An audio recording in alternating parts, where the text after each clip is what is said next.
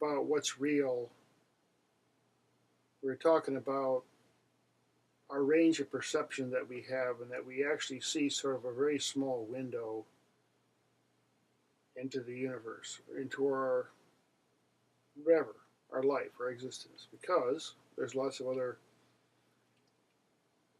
beings and animals that can see and hear and perceive things that we don't.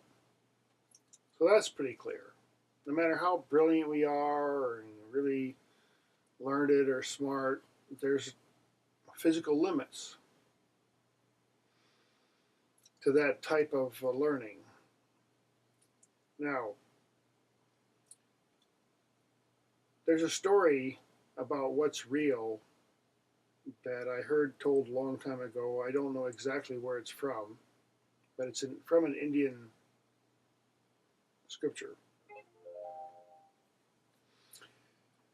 And at one time in India, there apparently was this king. He was a good king, and he was trying his best to run his kingdom. And one night he had a dream in which he found himself as a very poor beggar. And he was in a field, a rice field, a muddy field rather, and he was trying very hard to cook a meal. And he had a little bit of rice. He was trying to make a fire going, and there were some bulls fighting in the field there where he was. And while he was cooking, he was getting close to eating his meal and finishing the meal, and these bulls trampled and destroyed the whole thing, and he lost all his food. And it was such a frightening experience of destitution and pain and sorrow, and it seemed so real to this king that he became kind of afraid. So he sent a message out to all his kingdom and said, "Look, I would like you to find in this whole kingdom someone who can answer my question of what's real."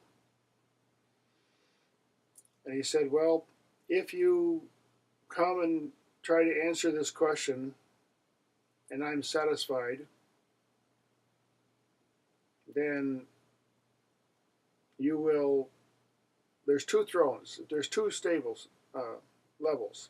If you get on the first level and you say, if you answer wrong, then I will banish you from the kingdom. But if you're right, I'll give you half my kingdom. If you get on the second stool level and you answer the question correctly, I'll give you my entire kingdom and I will serve you the rest of my life. But if you're wrong, I'll kill you." Now, many people tried to answer this, but nobody would stand on the second level. They didn't want to die. They only would go on the first level, and they would say their story of what's real. And the king said, "Well, that doesn't answer my question. Just leave my kingdom, please. Don't ever come back here." So one day, a rather young person came, and he was a shoemaker, which in India was a very low caste. You don't work on people's feet in their shoes. And besides that, he was somewhat disabled. And he came and he got right up on the second level, and he said, "King, I'm going to answer your question."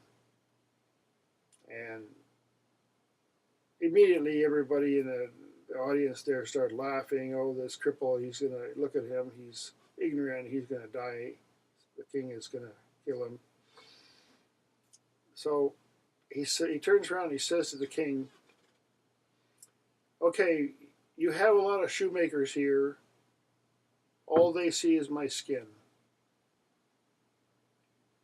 The meaning is they only look at the leather, the skin. Says, "King, I'll answer your question." So he asked a few questions to the king. He said, "Look, before you were born, who had this great kingdom, And the king said, "Well, my father and his father." And he says, "Where are they now?" they're finished. They're gone. They died. There's no more. And who's going to own this kingdom when you're gone? Well, my children, my grandchildren. Well, where are they now? Well, I haven't had any grandchildren yet.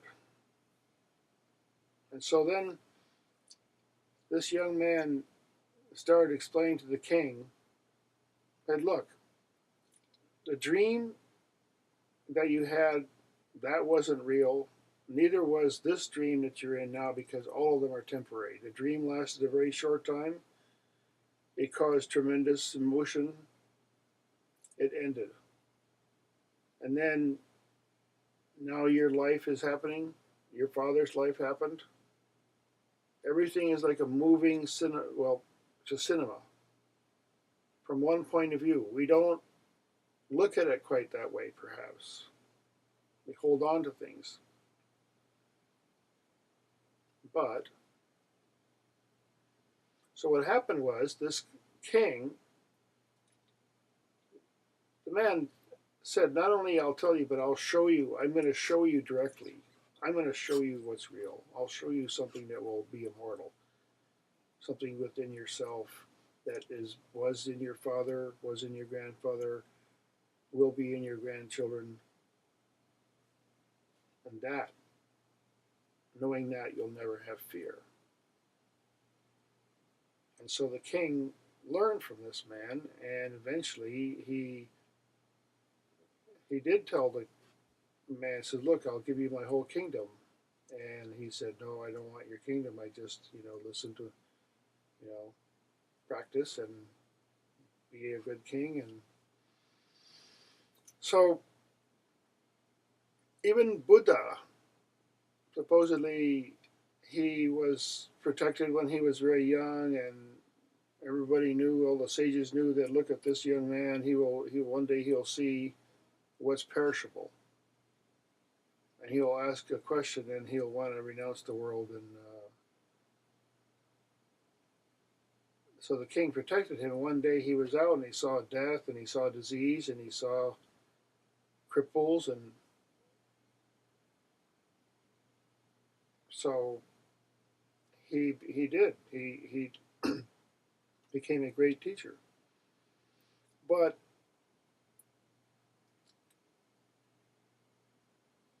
Buddha became Buddha because he realized something. He said he recognized something about imperishableness, about transience. And he said, aha, not just let go in one ear and kind of out there, oh yeah, everything's temporary. But say, wait a minute here. Whoa. So what are all these moments about that we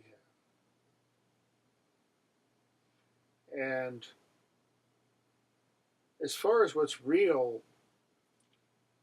ultimately it's through being in our own center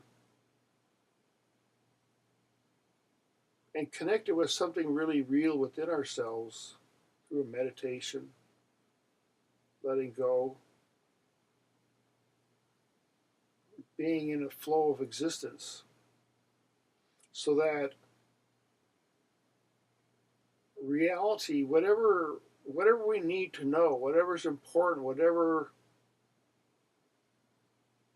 comes in and just rings true in a way that we personally know it. We don't have to think about it. We just know it, whether or not it's real. It takes time.